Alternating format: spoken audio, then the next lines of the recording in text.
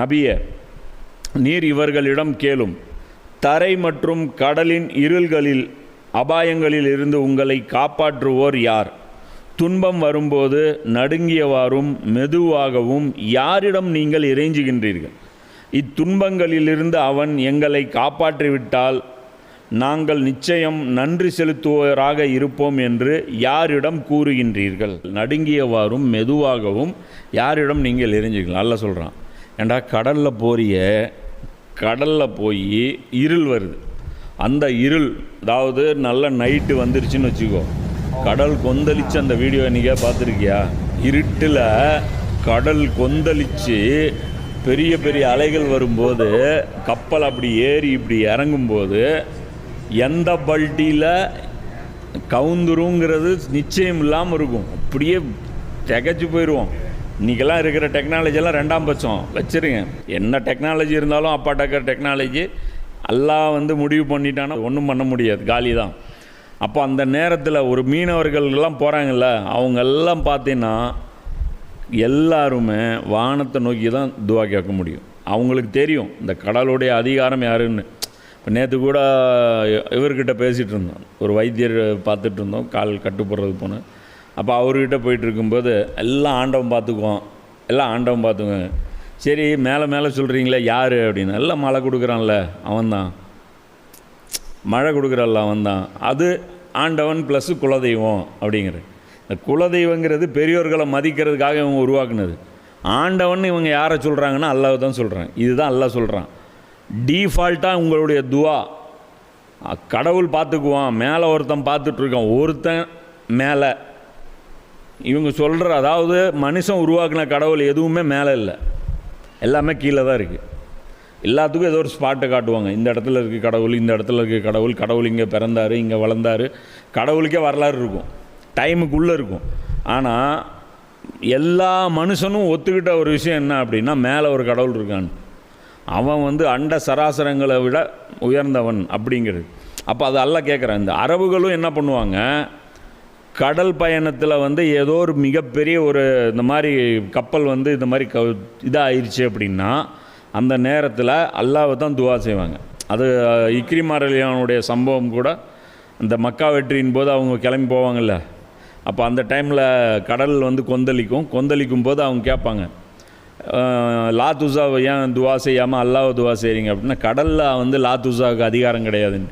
அப்போ அவர் சொல்லுவார், கடலில் அதிகாரம் இல்லை அப்படின்னா அப்போ முகமது சொல்கிறது சரியானது தானே அப்படின்னு சொல்லிவிட்டு அவர் போய் இஸ்லாத்தை ஏற்றுக்குவார். அதுதான் இங்கே அல்லாஹ் கேட்குறான். ஏன்னா இந்த இருள்ங்கிறத இன்னொரு விஷயம் புரிஞ்சுக்கணும். கடலுடைய இருட்டு பொறுத்த வரைக்கும் நம்ம நினச்சி பார்க்காத இருட்டு அது.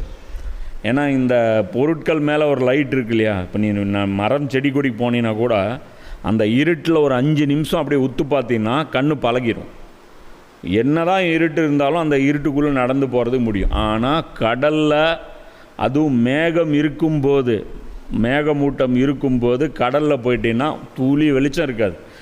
இருக்கிறதுலே மனுஷனுடைய ஐ டெஸ்ட்டுக்கு ஒரே ஒரு இது என்ன தெரியுமா, எவ்வளோ அட்டகருப்பாக இருந்தாலும் அவனுடைய கை மட்டும் வெள்ளையாக இருக்கும்.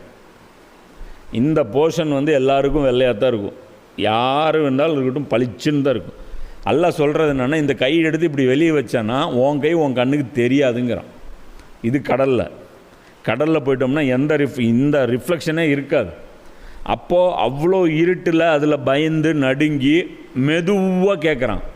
என்னன்னு நினச்சிட்டு கேட்குறான், இருட்டில் கேட்குறான், மெதுவாக கேட்குறான். என்ன நினச்சி கேட்குறான், இந்த இருட்டிலையும் என்னை பார்த்துட்ருக்குறான், நான் இவ்வளோ மெதுவாக பேசினாலும் அவன் கேட்டுட்ருக்கிறான். இந்த நினப்பு உனக்கு இருக்குல்ல, அப்புறம் என்ன என்கிட்ட சேலஞ்ச் பண்ணுற அல்லாஹ் கேட்குறான். அப்போ நான் யாருன்னு உனக்கே தெரியுது, அதுக்கப்புறம் நான் யாருன்னு கேட்க வேண்டியது, என் ரசூல்கிட்ட போய் கேட்க வேண்டியது.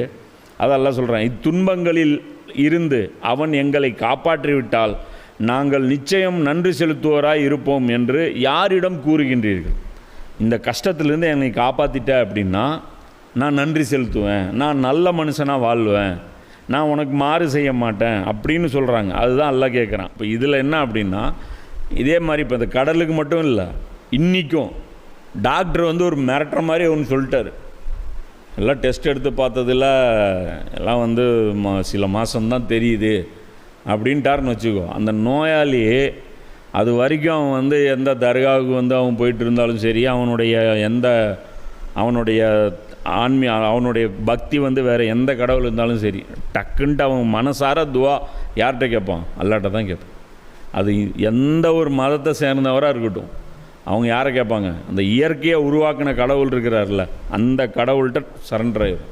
இந்த ஐசி யூனிட்டில் உட்காந்துட்டு இருப்பாங்க, சொல்லுவாங்க என்னன்ட்டு, ரொம்ப கிரிட்டிக்கல் ஸ்டேஜுங்க, கோமாவில் போயிட்டாருங்க, கண்ணு திறந்து பார்த்தா இன்றைக்கி நைட்டுக்குள்ளே பிரச்சனை இல்லைங்க, காலையில் அவர் விடியறது வரைக்கும் தாங்க டைமு, அவருக்கு எப்படி விடியுதோ எங்களால் ஒன்றும் முடியாது. அவன் டெக்னாலஜின்னு அவ்வளோ பேசிட்டு கடைசி அவனே எங்கே ஜாயின் பண்ணி விடுவான்.